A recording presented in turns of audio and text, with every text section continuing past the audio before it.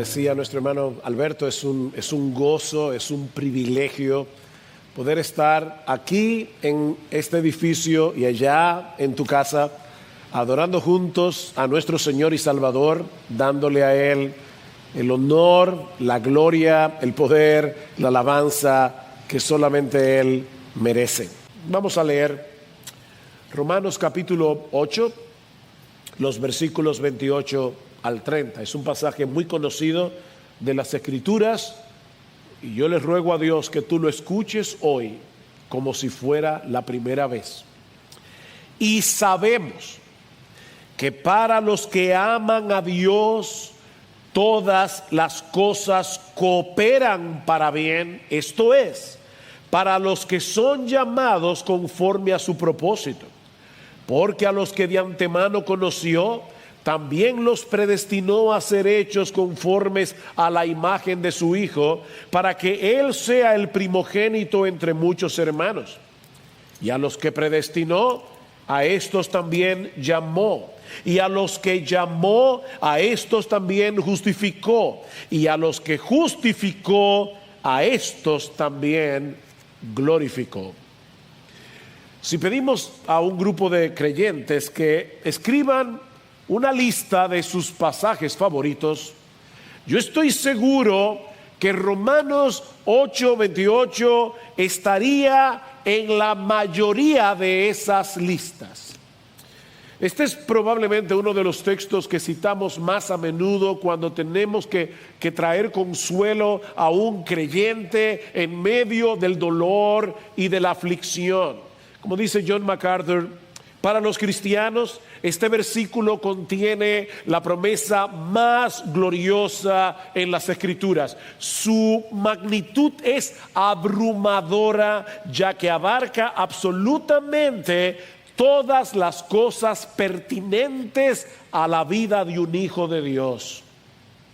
Ahora bien, Romanos 8:28 no cayó del cielo en una hoja de papel, no fue una tarjeta que el Señor nos envió con una promesa para aquellos que están afligidos. No, este texto posee un contexto del que depende su interpretación. Es imposible que podamos entender qué es lo que se promete en Romanos 8:28, ni a quiénes se promete, a menos que veamos el texto en su contexto. Es por eso que en la mañana de hoy estaremos considerando el pasaje hasta el versículo 30. Y ha sido mi oración al Señor en esta semana que Él venga por medio de su Espíritu y nos ayude a escalar esta montaña para que podamos respirar aire fresco en medio de esta pandemia. Y para aquellos que viven aquí en la ciudad capital, para que podamos subir por encima de Duquesa y podamos de verdad respirar aire puro en la mañana de hoy. Hay al menos 3 enseñanzas que nosotros podemos derivar de este pasaje. La primera es que los cristianos tenemos la certeza de que el Dios soberano gobierna todas las cosas para nuestro bien. Vean una vez más el versículo 28. Y sabemos. Pablo no nos dice aquí que los cristianos nos amparamos en la probabilidad de que tal vez todas las cosas obren para nuestro bien, o que nos ilusiona pensar que eso pudiera ser así, o que tenemos el presentimiento de que tal vez será de esa manera. No, mis hermanos. Lo que él dice es que eso es algo que todos los creyentes sabemos. Aunque lamentablemente tengamos la tendencia a olvidarlo de vez en cuando, o tal vez más a menudo de lo que debiéramos. ¿Y cómo lo sabemos? ¿Qué es lo que sabemos? Que Dios usa todas las cosas que ocurren en su creación, en toda su creación, para que obren para nuestro bien. Por supuesto, eso presupone que nuestro Dios gobierna todas las cosas, porque de lo contrario Él no pudiera prometernos algo así. El que no gobierna todo, a final de cuentas no puede estar seguro de nada. El que no lo gobierna todo, a final de cuentas, no puede estar seguro de nada. Como hemos visto en estos días, un pequeño virus invisible puede paralizar el mundo, puede frustrar todos nuestros planes. Ahora, eso no quiere decir, lo que Pablo está diciendo aquí no es que todas las cosas que ocurren en el mundo sean buenas en sí mismas. No, Pablo no está diciendo eso. Porque en este mundo caído ocurren muchas cosas que no son buenas. El pecado nunca es bueno, ya sea nuestro pecado o el pecado de otros. Las artimañas del diablo nunca son buenas. Recuerda, mi hermano, que esta creación fue maldita por la rebeldía de Adán, y eso nos expone a muchas cosas que no son buenas en sí mismas, como vimos la semana pasada. Es por eso que gemimos junto a la creación, esperando ansiosamente la restauración de todas las cosas. Pero, y este es un bendito, glorioso pero hay un Dios en los cielos que lo gobierna todo, desde las cosas más grandes hasta las más pequeñas, y Él hace que todo lo que sucede en este mundo en general y en nuestras vidas en particular obre para nuestro bien. Un químico farmacéutico puede tomar sustancias que son venenosas en sí mismas y mezclarlas con tal maestría y en su justa proporción que produzca una medicina potente para curar y no para hacer daño. Bueno, ¿cuánto más nuestro Dios? ¿Cuánto más nuestro Dios? Él posee toda la sabiduría, todo el poder que se requiere para tomar eventos y circunstancias que pudieran ser para nuestro mal y tornarlas para nuestro bien. Eso incluye las aflicciones de todo tipo.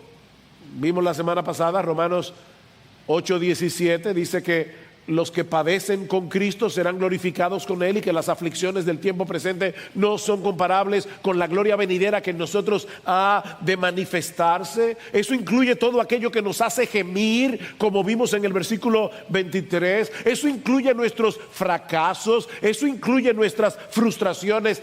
Miren, mis hermanos, eso incluye aún nuestro pecado y el pecado de los demás.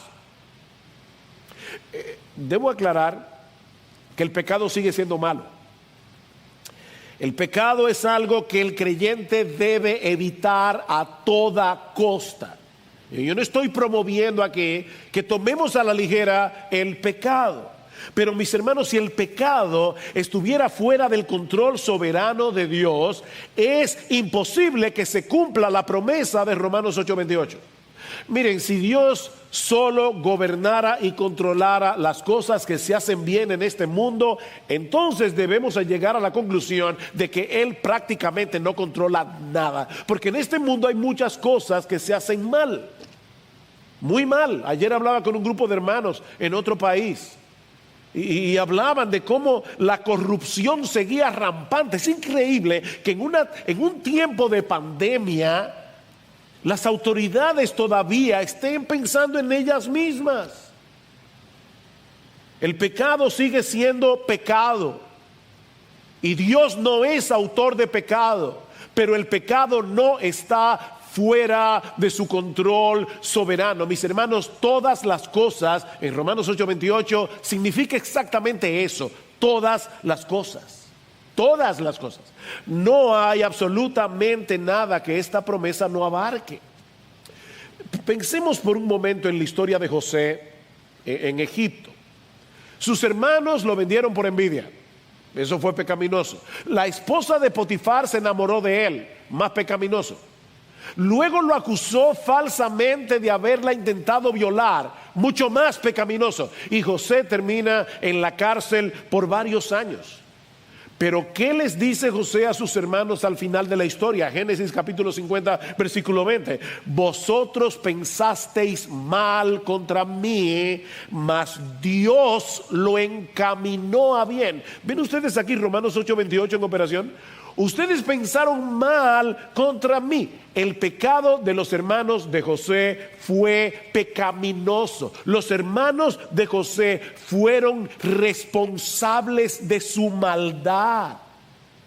Pero sin saberlo, ellos estaban cumpliendo el perfecto plan de Dios. Si esto es un misterio, no trate de desentrañarlo, pero es lo que la Biblia nos revela. El ejemplo más extraordinario de esto es el de nuestro Señor Jesucristo. La condena y ejecución de nuestro Señor es el pecado más horrendo que alguna vez se haya cometido en toda la historia humana.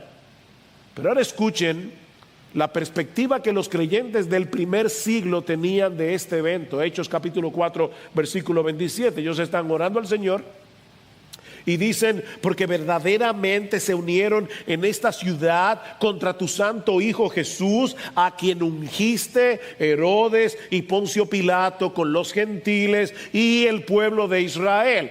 Todos ellos fueron culpables de su pecado. Pero ahora escuchen, todos ellos se unieron para hacer cuanto tu mano y tu consejo habían antes determinado que sucediera. Miren, mis hermanos, nosotros debemos aprender a aplicar en nuestras vidas la lógica de la fe. ¿Cómo debe pensar un creyente?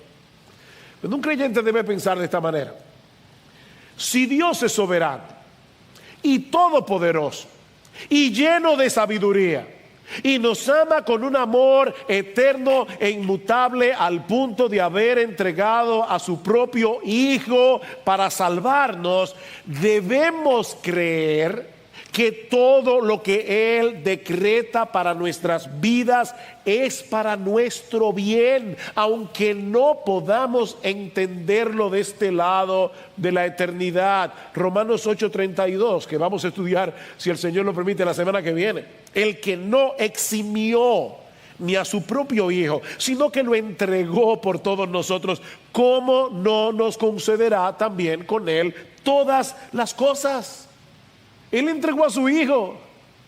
¿Cómo no nos entregará con Él todas las cosas? Dice John Newton, el autor del famoso himno Sublime Gracia: todo lo que Dios envía es necesario. Nada de lo que Él retiene es necesario. Por si acaso en este momento sonó el celular y tu hijo te pidió agua en casa, déjame repetirte eso otra vez. Todo lo que Dios envía a nuestras vidas es necesario. Nada de lo que Él retiene es necesario. Ahora, es importante señalar que esta promesa, esta fantástica promesa, no es para todo el mundo. Esta promesa no es para todo el mundo. Vean el texto una vez más. Y sabemos que para los que aman a Dios, todas las cosas cooperan para bien. Esta es la única vez que Pablo usa esta expresión en su carta a los romanos para referirse a los creyentes. En Romanos, Pablo habla abundantemente acerca del amor de Dios por nosotros. Pero esta es la primera y única vez que Pablo define a un creyente como aquel que ama a Dios. Los verdaderos creyentes se distinguen porque aman a Dios. Lo aman por quien Él es y lo aman por lo que Él ha hecho, hace y hará a nuestro favor. Mis hermanos, ¿cómo no vamos a amar a un Dios como nuestro Dios? En la regeneración, el Espíritu Santo abrió nuestros ojos. ¿Para qué? Para que nosotros veamos la verdadera belleza, la gloria, el verdadero valor del carácter y los atributos de Dios. Él es un Dios lleno de gloria, de bondad, de poder, de paciencia. Él es digno de ser amado con todo nuestro corazón, con toda nuestra alma, con toda nuestra mente y con todas nuestras fuerzas. Así que los creyentes, aquellos en quienes ha obrado el Espíritu Santo, aman a Dios. Lo aman no primariamente por lo que Él nos da, sino por lo que Él es. Ahora bien, los creyentes también aman a Dios por lo que Él ha hecho por nosotros en Cristo. Tú y yo ahora sabemos, lo sabemos, si somos creyentes, que estábamos condenados al infierno por causa de nuestros pecados. Pero Él nos escogió desde antes de la fundación del mundo, cuando estábamos en nuestra miseria, y decidió rescatarnos al precio de la vida de su Hijo para hacernos sus hijos y sus herederos. ¿Tú quieres algo más grande que eso? Dice Martin Lloyd-Jones: qué viaje tan asombroso el del creyente, de nuestras cenizas al trono. Qué viaje tan asombroso, de nuestras cenizas al trono. Por supuesto que los creyentes aman a Dios. De hecho, el bien que se promete en Romanos 8:28 no tiene ningún sentido para aquellos que no aman a Dios, como veremos en un momento. Ahora, Pablo nos dice también que esta promesa es para todos aquellos que conforme a su propósito fueron llamados. Lo ves en el versículo 28, y sabemos que para los que aman a Dios todas las cosas cooperan para bien. Esto es, noten, esto es para los que son llamados conforme a su propósito. Y hermanos, gracias a Dios que esto fue incluido aquí. Gracias a Dios.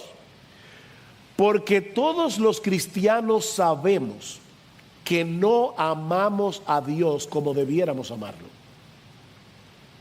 Nosotros amamos a Dios, pero al mismo tiempo sabemos que no lo amamos como debiéramos amarlo. Nuestro amor por Dios es débil, es fluctuante, de manera que si nos quedamos únicamente en la primera parte del versículo, ¿saben lo que va a pasar? Que el diablo va a venir a nuestra mente y va a ponernos a dudar de que esta promesa sea para nosotros. Y miren, yo estoy casi seguro que muchos de los creyentes que están viendo este mensaje en este momento han pasado por esa experiencia.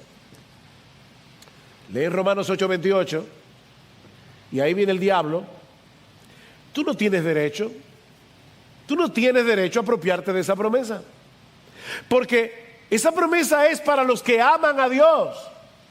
Y tú sabes muy bien que tú no lo amas como debieras amarlo. Bueno, mi hermano, ese es en esos momentos cuando nosotros tenemos que decirle a nuestras almas: sí, es verdad, yo no amo a Dios, lamentablemente yo no amo a Dios como yo debería amar a Dios, pero Él me llamó con un propósito. Él me atrajo con cuerdas de amor a la cruz del Calvario. Y yo lo sé porque yo vine a Cristo en arrepentimiento y fe. Y a causa de ese propósito y de su llamamiento, ahora yo amo a Dios y confío que Él cumplirá lo que se ha propuesto hacer conmigo. Mis hermanos, nosotros amamos a Dios porque Él obró en nosotros conforme al propósito que tenía de salvarnos. En otras palabras, su propósito y su llamamiento son las raíces de nuestro amor por Él. Su propósito y su llamamiento son las raíces de nuestro amor por Él. Y la razón última por la que Romanos 8:28 se va a cumplir en nuestras vidas. ¿Qué dice Juan en su carta? Primera de Juan 4. En esto consiste el amor. No en que nosotros hayamos amado a Dios, sino en que Él nos amó a nosotros y envió a su Hijo en propiciación por nuestros pecados. Y más adelante, versículo 19, dice: nosotros le amamos a Él porque Él nos amó primero.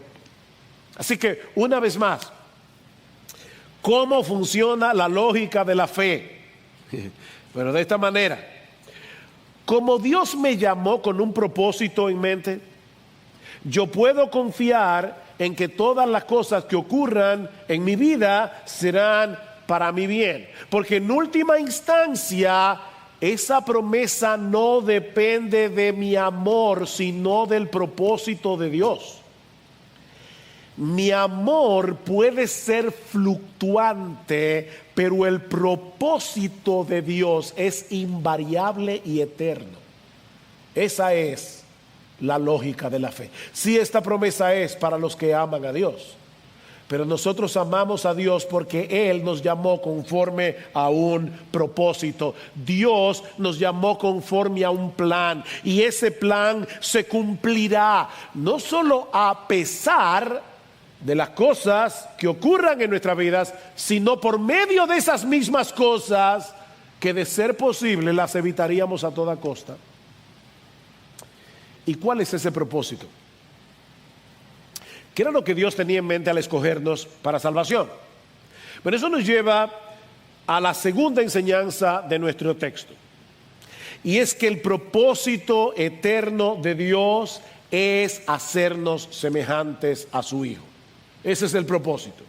Ese es el bien de Romanos 8:28, versículo 29. Porque, aquí está la explicación: a los que de antemano conoció, también los predestinó a ser hechos conformes a la imagen de su Hijo, para que Él sea el primogénito entre muchos hermanos. Ese es el bien, ser como Jesús.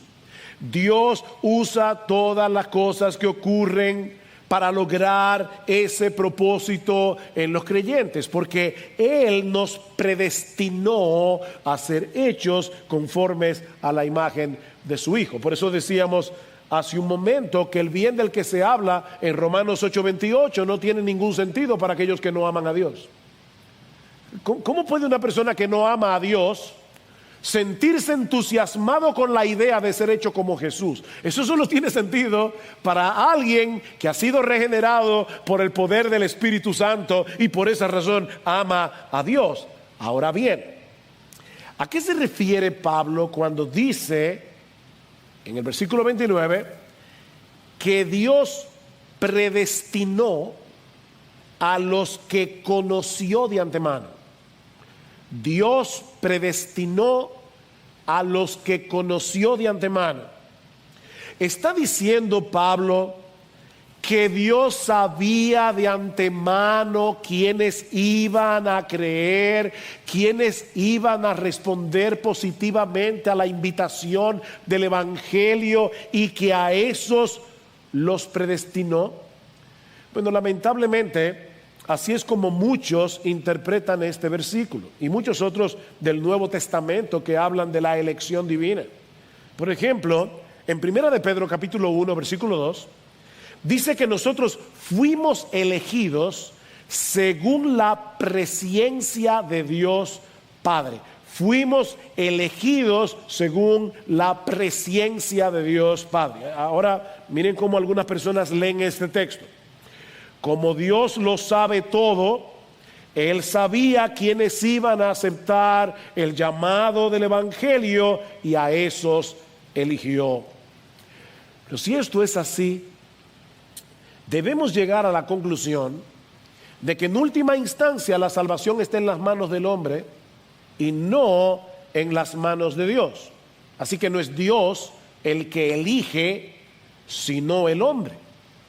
Pero mis hermanos, esta es una interpretación incorrecta de la frase conocer de antemano o la palabra presciencia. Y miren, yo sé que que muchas personas tienen un fuerte prejuicio contra esta doctrina bíblica y se están perdiendo de una gran bendición. Yo te ruego que tú escuches el resto de este sermón con un espíritu bereano. Examina las Escrituras. Examina las Escrituras. ¿Qué es lo que significa en la Biblia conocer de antemano? Bueno, esta frase se usa, cuando se usa en ese sentido, como sinónimo de amor selectivo. Conocer de antemano es un amor selectivo. No es que Dios conoce lo que tú vas a hacer, es que te conoce a ti.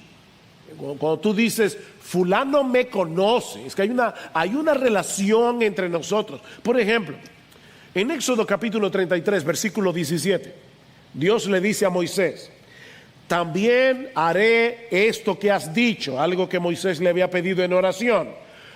Por cuanto has hallado gracia en mis ojos y te he conocido por tu nombre.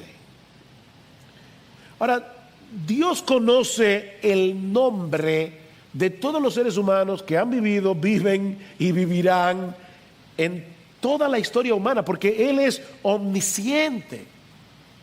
Pero cuando Dios le dice a Moisés, yo te he conocido por tu nombre, y lo conecta con tú has hallado gracia ante mis ojos, lo que está diciendo es que Dios tiene por Moisés un amor especial. Eso es lo que está diciendo, yo te conozco. Lo mismo vemos en Amós capítulo 3 versículo 2, cuando Dios le dice a su pueblo del antiguo pacto, a vosotros solamente he conocido de todas las familias de la tierra. Mis hermanos, Dios conoce a todas las familias del mundo, pero no en el mismo sentido en que Él conoce a los que son suyos. Escuchen cómo Jesucristo, el Señor Jesucristo, usa esta terminología en Juan capítulo 10, versículo 14.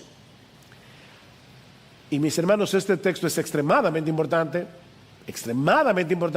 para interpretar Romanos 8:29. Yo soy el buen pastor y conozco mis ovejas y las mías me conocen, así como el Padre me conoce y yo conozco al Padre. ¿Ven el punto? El Padre y el Hijo se conocen. ¿Qué significa eso? Que se conocen en el sentido de que se aman con un amor muy particular. Bueno, es en ese mismo sentido que el buen pastor conoce a sus ovejas. Cristo no conoce a todo el mundo como sí conoce a los que son suyos. ¿Recuerdan Mateo 7:23? Apartaos de mí, hacedores de maldad, yo nunca os conocí. Yo nunca os conocí. Un poco más adelante, en ese mismo pasaje de Juan capítulo 10, el Señor se dirige a los judíos incrédulos y les dice, vosotros no creéis porque no sois de mis ovejas. Vosotros no creéis porque no sois de mis ovejas. Mis ovejas oyen mi voz y yo las conozco y me siguen y yo les doy vida eterna y no perecerán jamás, ni nadie las arrebatará de mi mano. Mi Padre que me las dio es mayor que todos y nadie las puede arrebatar de la mano de mi Padre. ¿Se dan cuenta, mis hermanos? No es que llegamos a ser ovejas porque creímos. No, lo que Jesús está diciendo aquí es que nosotros creímos porque somos sus ovejas. Ustedes no creen porque no sois de mis ovejas. Nosotros creímos porque el Padre nos escogió, mi Padre que me las dio. Nosotros creímos porque el Padre nos escogió para que llegáramos a ser de sus ovejas. Eso es lo que Cristo está diciendo aquí. Dios nos conoció en la eternidad. Mi hermano, Dios te conoce. Tú eres creyente, Dios te conoce. Por una razón desconocida para nosotros, Él decidió amarnos con un amor eterno e inalterable. Yo tendré misericordia del que yo tenga misericordia, yo me compadeceré del que yo me compadezca, va a decir Pablo en Romanos capítulo 9. Y eso es precisamente lo que Pedro nos dice en el texto que citamos hace un momento, primera de Pedro, capítulo 1, versículo 2. Escuchen: fuimos elegidos según la presciencia de Dios Padre en santificación del Espíritu para obedecer y ser rociados con la sangre de Jesucristo. Para obedecer. No fuimos elegidos porque íbamos a obedecer, porque Dios sabía de antemano que íbamos a creer. No, lo que Pedro está diciendo es que fuimos elegidos, que nosotros obedecimos porque Dios nos eligió para que obedeciéramos. Algunos dicen que esta doctrina hace a Dios injusto. Eso no es justo. Bueno, esa es la argumentación que Pablo va a tener que rebatir en Romanos 9. Así que si tú piensas eso, estás en contra del apóstol Pablo, que dice en Romanos 9, ¿tú crees que Dios es injusto porque Él eligió? No, aquí no hay injusticia, porque ningún pecador merece ser salvado. De hecho, todo pecador merece seguir siendo condenado. De manera que si Dios hubiera decidido no salvar a nadie, ¿sabes qué? Como quiera seguiría siendo un Dios justo, porque eso es lo justo. Sin embargo, Él en su misericordia y en su compasión, de su propia voluntad, Él decidió salvar a millones. A final de cuentas, los pecadores no se van a condenar porque no fueron elegidos. Los pecadores se van a condenar porque en su pecado no quisieron venir a Cristo en arrepentimiento y fe. Ustedes no quieren venir a mí, no quieren, nadie quiere. Tú y yo tampoco queríamos, pero Dios obró en nosotros el querer como el hacer por su buena voluntad. Y déjame decirte algo, mi amigo.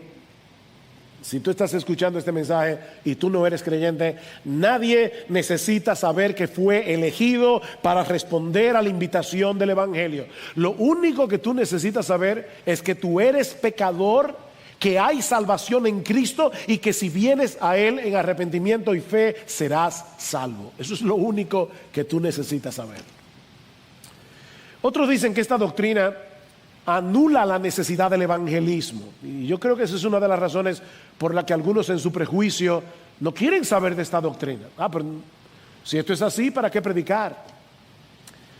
No, mi hermano, el mismo Dios que eligió a los pecadores también eligió el medio a través del cual esos pecadores serán salvados. Y ese medio no es otro que la predicación del Evangelio. Por eso es que Pablo dice en 2 Timoteo capítulo 2, versículo 10, yo todo lo soporto, óigame, yo todo lo soporto por amor a los escogidos, para que ellos también obtengan la salvación que es en Cristo Jesús. Pablo, pero si son escogidos, ¿para qué te molestas tanto? ¿Para qué coge tanta lucha? Porque ellos no se van a salvar si no es a través de la predicación del Evangelio. También se argumenta contra esta doctrina que anula la libertad y la responsabilidad humana. Pero ¿sabes qué? Lo cierto es que el hombre incrédulo es un esclavo del pecado, dice la Escritura. Es todo lo contrario. Lo que hace Dios al regenerarnos es concedernos libertad para que por primera vez en la vida podamos escoger lo que es bueno. El mismo Cristo dice en Juan capítulo 8 versículo 36 que solo aquel a quien el Hijo libertare será verdaderamente libre. De hecho, podemos decir que es en el momento en que venimos a Cristo en arrepentimiento y fe, al ser llamados eficazmente por medio del Evangelio, es en ese momento que actuamos como seres libres por primera vez en toda nuestra vida. Por primera vez. Así que el hombre es responsable de creer y arrepentirse. Tenemos que responder al llamado del Evangelio. Pero debido a que estamos muertos en nuestros delitos y pecados, Dios tiene que obrar en nosotros el querer como el hacer por su buena voluntad para que podamos actuar correctamente en nuestra responsabilidad. Hay una historia bíblica en el segundo libro de Crónicas que ilustra perfectamente esta verdad bíblica. En segunda de Crónicas, lo puedes leer en tu casa luego, capítulo 30, versículos 1 al 12. Pero yo voy a leerte solamente una parte de este pasaje. Resulta que el rey Ezequías se da cuenta que el pueblo de Israel tenía años, cientos de años, que no había celebrado la Pascua. Así que Ezequías manda mensajeros invitando a todo Israel a que venga a Jerusalén para celebrar la fiesta de la Pascua. Y hay muchos sí condicionales en este pasaje. Noten lo que dice en el versículo 7, creo, o 9. Dice: porque si os volviereis a Jehová, si os volviereis, vuestros hermanos y vuestros hijos hallarán misericordia delante de los que los tienen cautivos y volverán a esta tierra, porque Jehová vuestro Dios es clemente y misericordioso, no apartará de vosotros su rostro si vosotros os volviereis a él. ¿Y qué pasó? Lo dice en el versículo 10. Pasaron pues los correos, segunda de Crónicas 30, pasaron pues los correos de ciudad en ciudad por la tierra de Efraín y de Manasés hasta Zabulón. Estoy leyendo de la Biblia Reina Valera. Mas se reían y burlaban de ellos. Con todo eso, algunos hombres de Aser, de Manasés y de Zabulón se humillaron y vinieron a Jerusalén. Qué bien, había una condición: si ustedes se vuelven, Dios tendrá misericordia. Algunos se burlaron, otros se volvieron. Y ahora noten lo que dice el versículo 12. En Judá también estuvo la mano de Dios para darles un solo corazón, para cumplir el mensaje del rey y de los príncipes conforme a la palabra de Jehová. Mis hermanos, ¿qué fue lo que hizo la diferencia entre aquellos que no se volvieron y aquellos que se volvieron? La mano poderosa de Dios que cambió sus corazones. Así que ciertamente hay una responsabilidad. Debemos decirle al pecador: cree y arrepiéntete. Yo no sé quiénes son elegidos y por lo tanto debo llamarlos a todos como si lo fueran. Y debo dejar en las manos de Dios los resultados.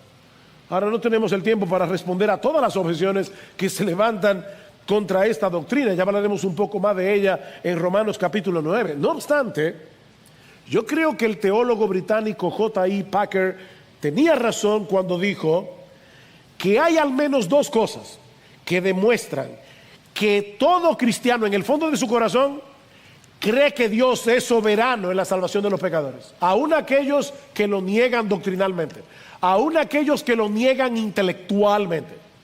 Hay dos cosas que demuestran que todo verdadero cristiano cree eso. En primer lugar, porque todos le dan gracias a Dios por su conversión. Todos le dan gracias a Dios por su conversión, porque en lo más profundo de sus corazones saben que Dios fue responsable, el responsable final de que eso sucediera. Nadie va a llegar al cielo diciendo: bueno, aquí estoy, dame lo que yo me gané. No, nos vamos a postrar ante el Cordero y lo vamos a alabar y vamos a pasar la eternidad dándole gracias a Dios por su salvación. Y en segundo lugar, lo sabemos porque todos los verdaderos cristianos le oran a Dios por la salvación de otros. Mira, si tú crees que en última instancia la salvación está en las manos de los pecadores, ¿para qué rogarle a Dios que los salve? Pero rogamos a Dios porque en el fondo de nuestro corazón, nosotros sabemos que Dios es soberano.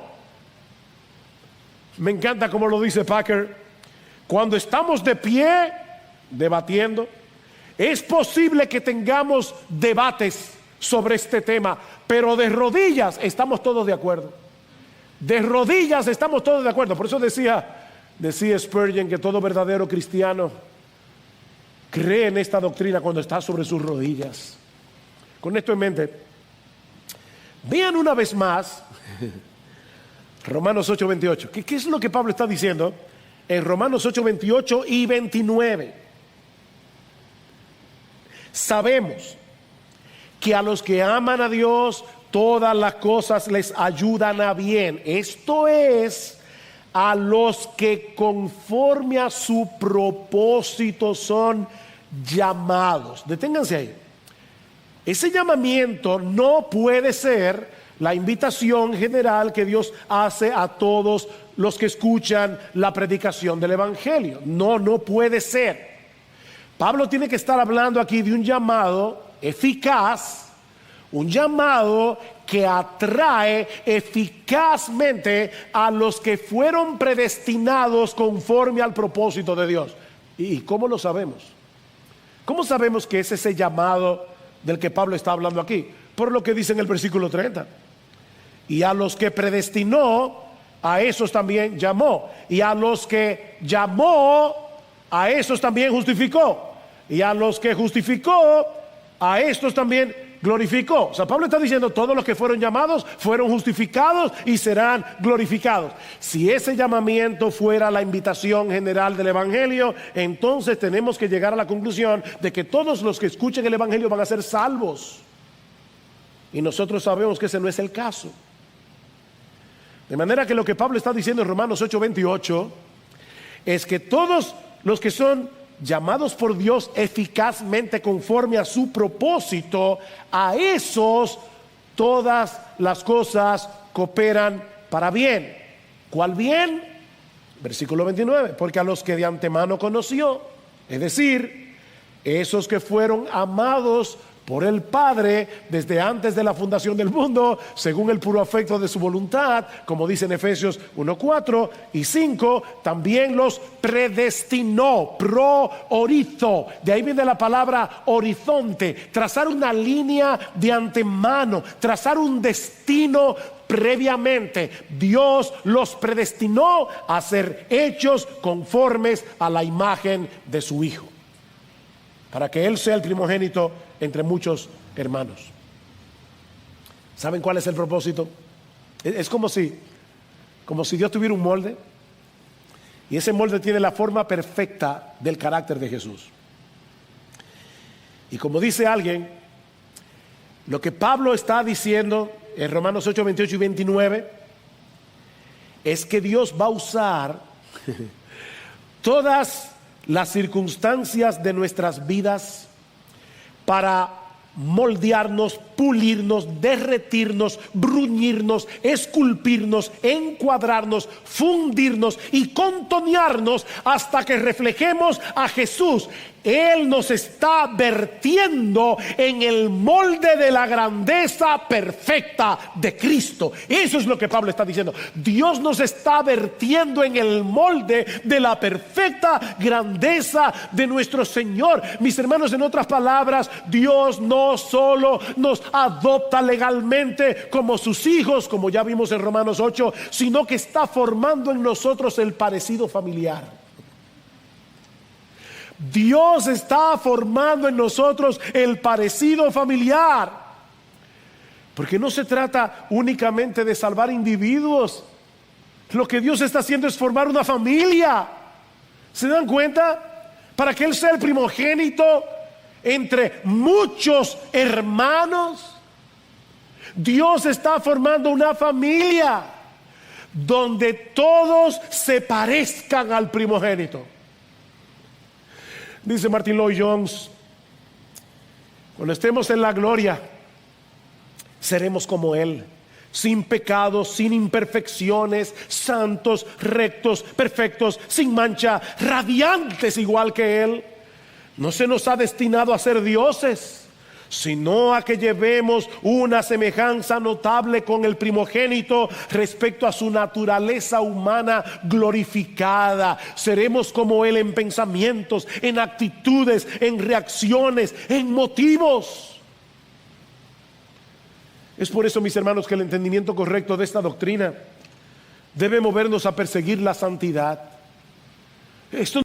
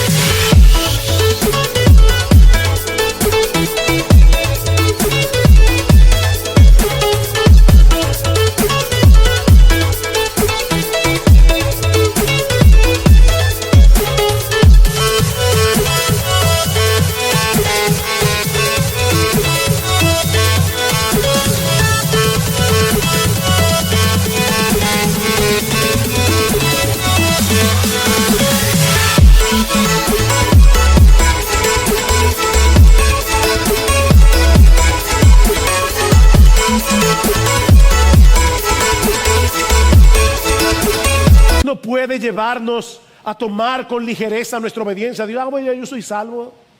Mira, si tú piensas así, tú no eres cristiano y vas camino al infierno, porque Dios nos predestinó a ser hechos conformes a la imagen de su Hijo. Ningún verdadero cristiano puede tomar con ligereza el pecado. Hay una lucha en nuestro corazón. Mira, mi hermano, si creemos que el propósito eterno de Dios al salvarnos era hacernos como Jesús, ¿cómo vamos a tener en poco la lucha contra ese pecado que nos hace tan diferentes a Él?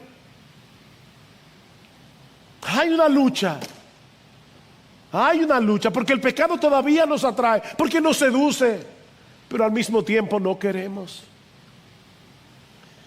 Pablo dice en Efesios capítulo 1 versículo 4 que Dios nos escogió en Cristo desde antes de la fundación del mundo. ¿Para qué? Para que fuésemos santos y sin mancha delante de Él. Y aunque eso será una realidad en su máxima expresión cuando estemos en su presencia, mis hermanos, eso es algo que ya Dios está haciendo aquí y ahora. ¿Qué dice Pablo en 2 Corintios capítulo 3 versículo 18? Que contemplando nosotros todos como en un espejo la gloria del Señor, somos transformados de gloria en gloria en la misma imagen como por el Espíritu del Señor. Dios nos está formando ahora. Y como Dios es Dios,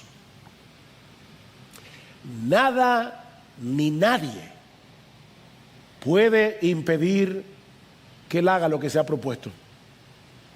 Y eso nos lleva a nuestro tercer y último encabezado, que veremos mucho más brevemente.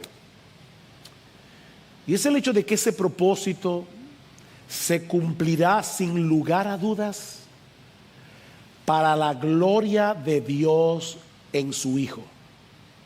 Para la gloria de Dios en su Hijo. Versículo 30.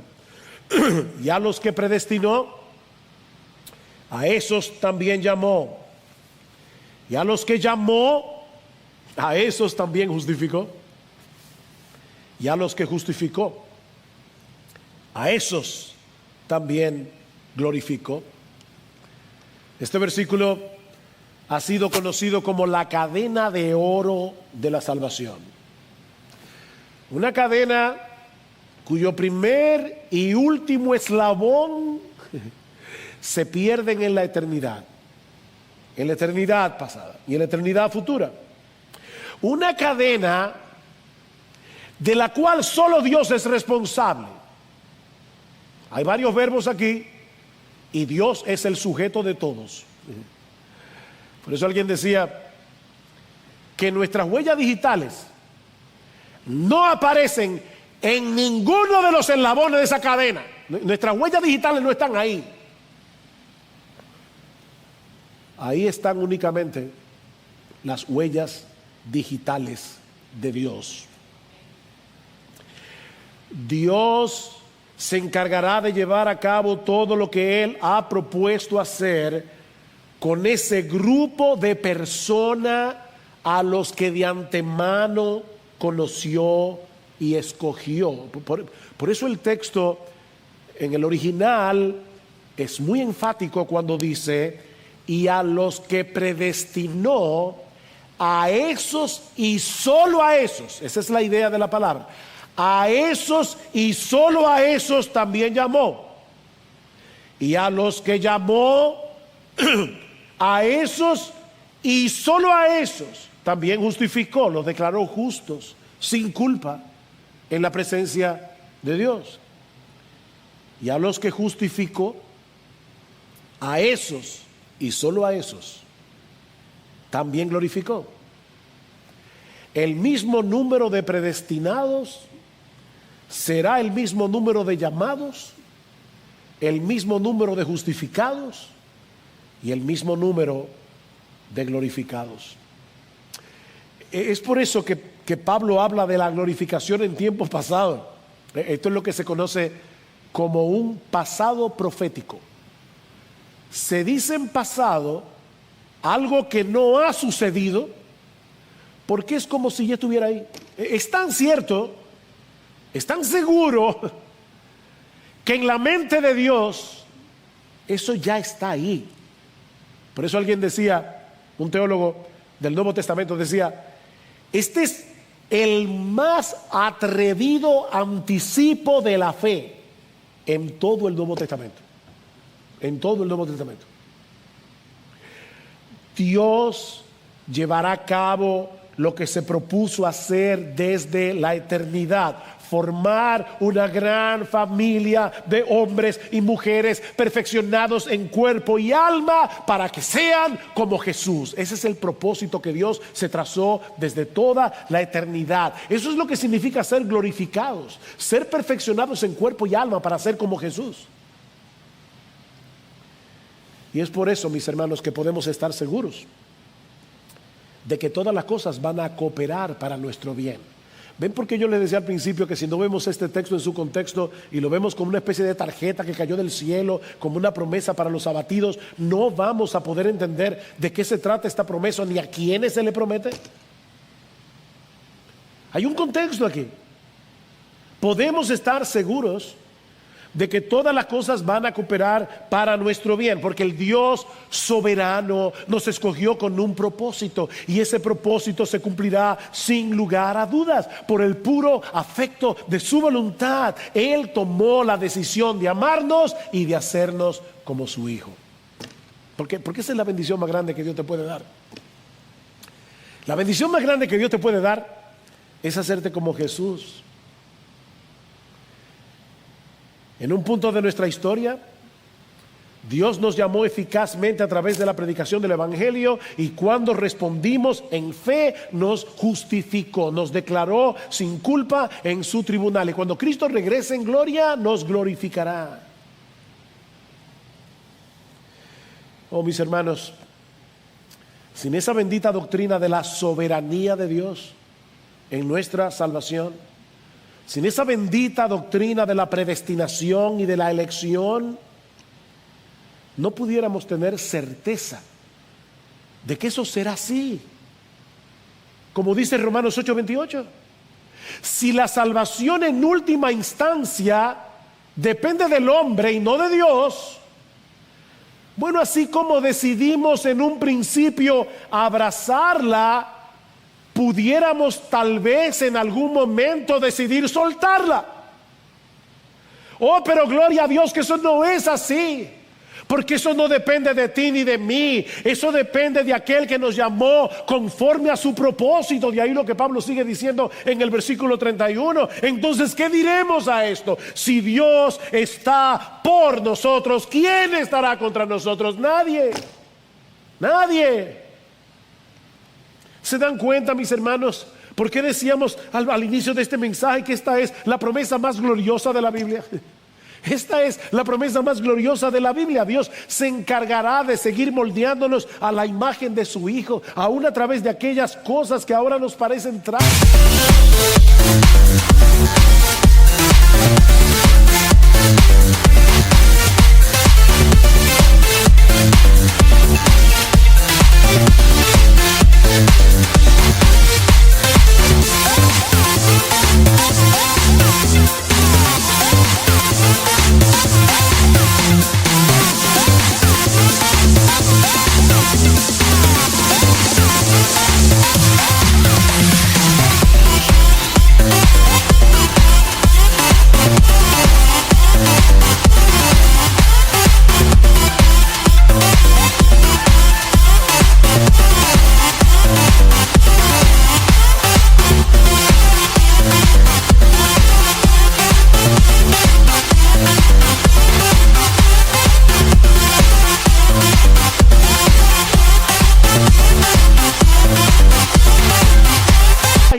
Y dolorosas, o que nos resultan completamente incomprensibles de este lado de la eternidad. Dios está haciendo algo, mi hermano. Dios te conoce, Dios te conoce.